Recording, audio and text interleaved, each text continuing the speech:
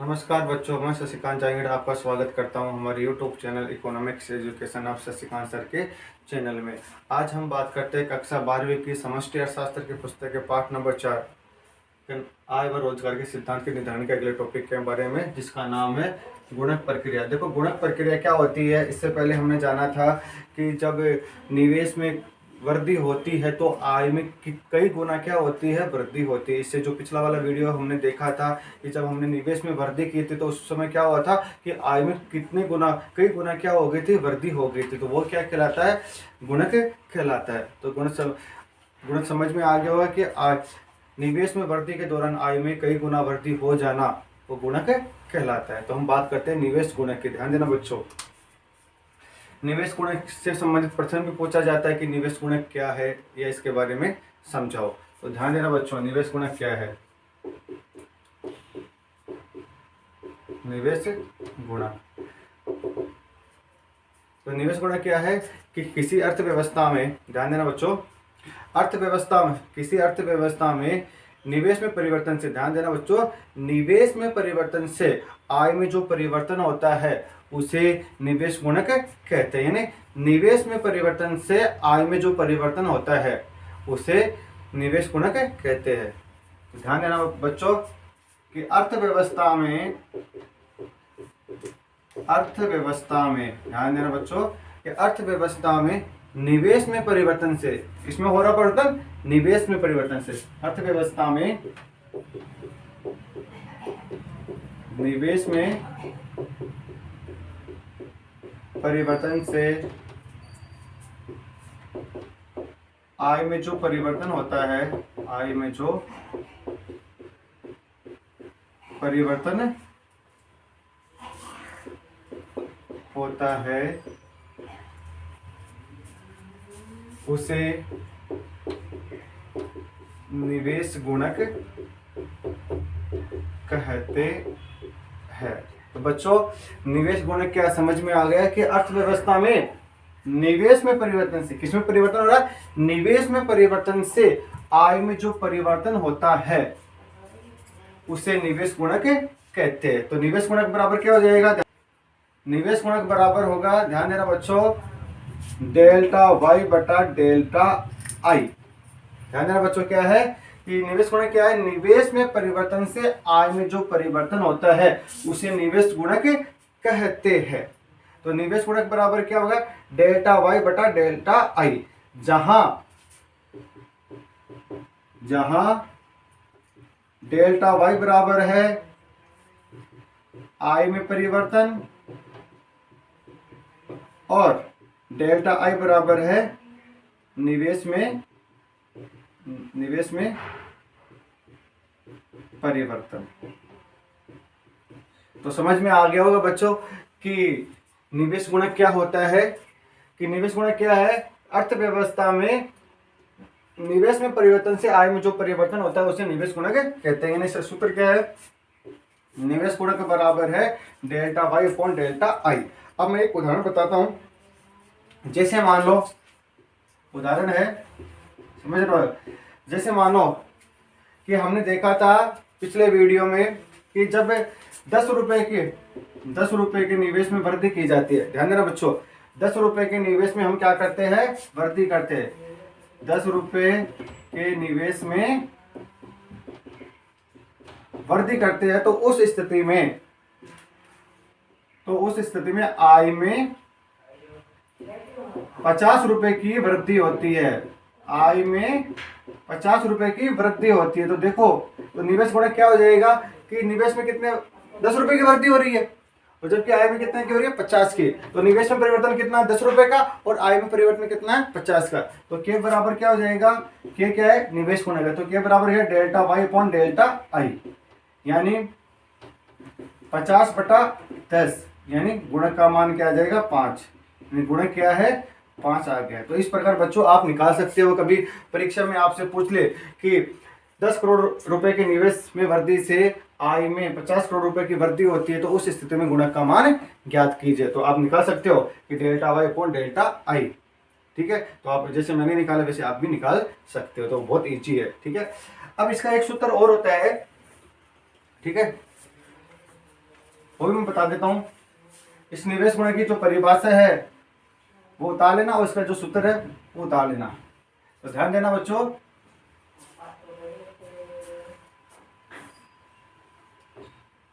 गुणक का मान, ध्यान देना बच्चों, गुणक का मान सीमांत उपभोग प्रवृत्ति, सीमांत उपभोग प्रवृत्ति यानी एमपीसी। ध्यान देना बच्चों, गुणक का मान क्या, गुणक का मान सीमांत उपभोग प्रवृत्ति एमपीसी पर निर्भर करता है। ध्यान देना बच्चों कि गुणक का मान किस पर निर्भर करता है, सीमांत उपभोग प्रवृत्ति पर निर्भर करता है। अब देखो गुणक का एक सूत्र तो वो था, एक सूत्र ये होता है कि k बराबर 1/1 माइनस सी। k बराबर क्या है, 1/1 माइनस सी। ये क्या गुणक का मान है।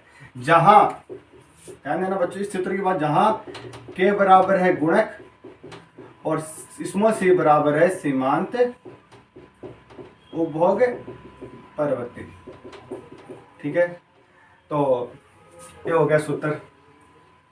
तो इस सूत्र के माध्यम से भी आप क्या कर सकते हो, गुणक का मान ज्ञात कर सकते हो। जैसे मान लो सीमांत उपभोग प्रवृत्ति आपको c बराबर आपको 0.5 दे रखी है। ध्यान देना बच्चों, जैसे c बराबर ये सीमांत उपभोग प्रवृत्ति कितनी दे रखी है, 0.5 दे रखी है। तो उस स्थिति में गुणक का मान आप ज्ञात कर सकते हो। गुणक का मान कैसे होगा कि k बराबर होगा 1/1 माइनस सी। 1/1 माइनस सी बराबर क्या हो जाएगा, 1/1 माइनस 0.05।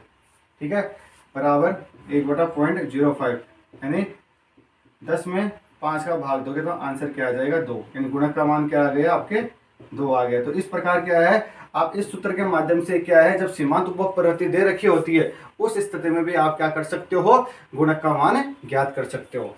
देखो आप इसको ऐसे भी लिख सकते हो, या जो ये ना, या यहाँ देखो बच्चों, इसको आप ऐसे भी लिख सकते हो, k बराबर 1/s, k बराबर 1/s, k बराबर 1/mpS भी लिख सकते हो। एमपीएस क्या है, सीमांत बचत प्रवृत्ति, जबकि सी क्या है, सीमांत उपभोग प्रवृत्ति। यानी हमने देखा था, जब हमने पढ़ा था कि एमपीसी बराबर, एमपीसी प्लस एमपीएस बराबर क्या होते हैं, 1 होते हैं।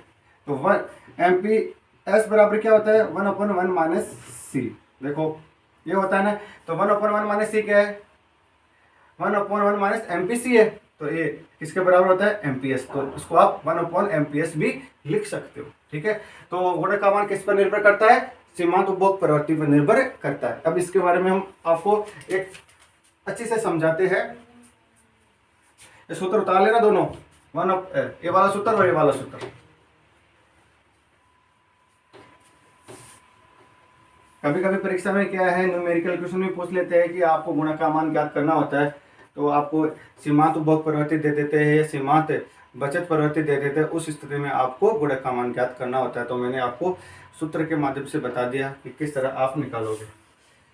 मैंने बताया गुणक का मान सीमांत उपभोग प्रवृत्ति पर निर्भर करता है। ठीक है, तो हम यहाँ पे ये भी कर सकते हैं कि गुणक का मान और सीमांत उपभोग प्रवृत्ति में संबंध। गुणक का मान व सीमांत उपभोग प्रवृत्ति में संबंध। देखो सीमांत उपभोग प्रवृत्ति और गुणक के मान में क्या संबंध होता है वो हम जानेंगे कि गुणक और सीमांत उपभोग प्रवृत्ति ने एमपीसी में धनात्मक संबंध होता है। ध्यान देना बच्चों, एमपीसी में धनात्मक संबंध होता है। एमपीसी बढ़ने पर गुणक का मान भी बढ़ता है। तो एमपीसी बढ़ने पर क्या होता है, गुणक का मान भी बढ़ता है। ध्यान देना बच्चों, एमपीसी बढ़ी तो गुणक का मान भी बढ़ा। और एमपीसी में कमी होने पर गुणक का मान में भी कमी होती है। तो हम कह सकते हैं कि गुणक के मान और सीमांत उपभोग प्रवृत्ति में धनात्मक संबंध पाया जाता है या नहीं। एमपीसी बढ़ेगी तो गुणक का मान भी बढ़ेगा और एमपीसी घटेगी तो गुणक का मान भी घटेगा। अब हम देखते हैं, देखो जब, अब मैं 3-4 एमपीसी निकाल बताऊंगा। जब एमपीसी बराबर है 0.25, ध्यान देना बच्चों, एमपीसी कितनी है 0.25, तो गुणक का मान क्या होगा, तो गुणक बराबर होगा 1/1 माइनस सी। ठीक है, तो सी कितनी है यहाँ पे एमपीसी, सी को हम क्या मान रहे हैं, एमपीसी मान रहे हैं, ध्यान देना बच्चों।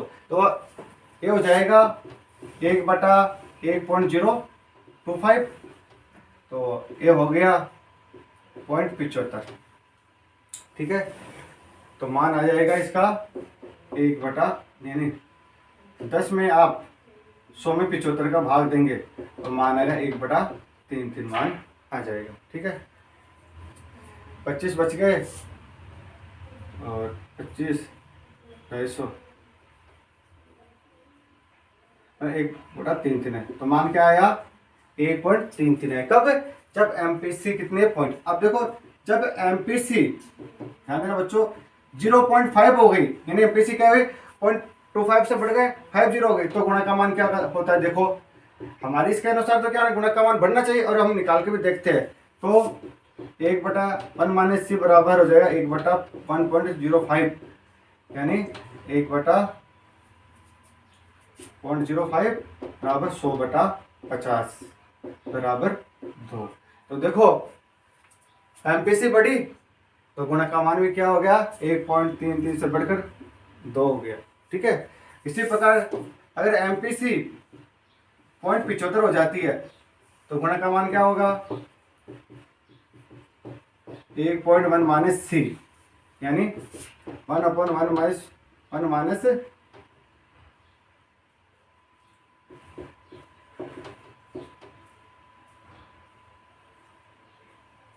0.75। ठीक है, तो ये कितना बचेगा 0.025 बराबर 100 में से 25 का भाग देंगे तो 4। तो देखो जैसे जैसे सीमांत उपभोग प्रवृत्ति बढ़ी वैसे वैसे गुणक का मान भी क्या हुआ, बढ़ा। तो हम कह सकते हैं कि जैसे सीमांत उपभोग प्रवृत्ति बढ़ती है वैसे वैसे गुणक के मान में कमी होती है। तो इस प्रकार आप कह सकते हो कि सीमांत उपभोग प्रवृत्ति और गुणक के मान में धनात्मक संबंध पाया जाता है, यानी सीमांत उपभोग प्रवृत्ति बढ़ेगी तो गुणक का मान भी बढ़ेगा और सीमांत उपभोग प्रवृत्ति घटेगी तो गुणक का मान भी घटेगा। ठीक है, ये तो समझ में आ गया होगा। एक बात और बता देता हूं मैं, ध्यान देना बच्चों, कि गुणक के मान और सीमांत बचत प्रवृत्ति, देखो यहाँ पे सीमांत उपभोग प्रवृत्ति जबकि यहाँ सीमांत बचत प्रवृत्ति एमपीएस में ऋणात्मक संबंध पाया जाता है। ध्यान देना बच्चों, ऋणात्मक संबंध पाया जाता है, यानी एमपीसी बढ़ेगी तो गुणक का मान कम होगा और एमपीसी कम होने पर गुणक का मान बढ़ेगा, यानी ऋणात्मक संबंध पाया जाता है। तो ये बच्चों आपकी समझ में आ गया होगा गुणक का।